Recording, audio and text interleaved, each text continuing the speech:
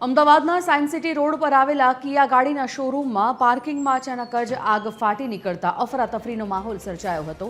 આ આગ બિલ્ડિંગના પાર્કિંગ વિસ્તારમાં લાગી હતી, જેના કારણે ત્યાં પાર્ક કરેલા વાહનો જોતજોતામાં આગની ઝપેટમાં આવી ગયા હતા।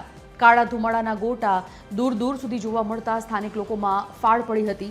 આ ઘટનાની જાણ થતાં જ ફાયર બ્રિગેડની 3 ગાડીઓ તાત્કાલિક ઘટના સ્થળે પહોંચી ગઈ હતી અને આગ પર કાબૂ મેળવ્યો હતો। પ્રાથમિક માહિતી મુજબ આ ઘટનામાં 5 થી વધુ કાર બળીને ખાખ થઈ ગઈ છે, જેના કારણે મોટું આર્થિક નુકસાન થવાની પણ ભીતિ સેવાઈ રહી છે। સદનસીબે હજી સુધી કોઈ જાનહાનિના સમાચાર સામે નથી આવ્યા।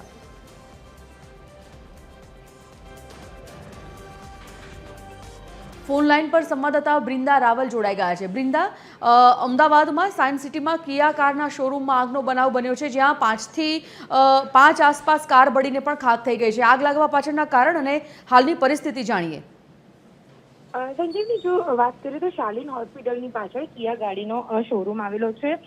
खास जो बात करें तो त्या 5 થી વધારે જે ગાડીઓ હતી તે આગ લાગી હતી। તે ગાડીઓની અંદર મુખ્ય કારણ એવું જાણવા હજી સુધી કોઈ મળ્યું નથી, પરંતુ ફાયરની 3 જેટલી ગાડીઓ દ્વારા આગને કંટ્રોલમાં કરવામાં આવી હતી। ખાસ જો વાત કરીએ તો જે રીતે આગ લાગવાનું કારણ પ્રાથમિક ધોરણે એવું માની શકાય કે જે પાર્કિંગની જે જગ્યા હતી ત્યાં કચરો કોઈ બાળ્યો હોય અને જેના કારણે આગ જે છે તે એક આગ ગાડીમાં લાગી હોય અને તેના કારણે બીજી પણ ગાડીઓ આગના ધુમાડાથી બીજી ગાડીઓને પણ આગ લાગી હોય। એટલે હાલમાં 5 થી 7 જેટલી ગાડીઓ હતી તે બળીને ખાક થઈ ચૂકી છે, પરંતુ કોઈ જાનહાનિ થઈ નથી।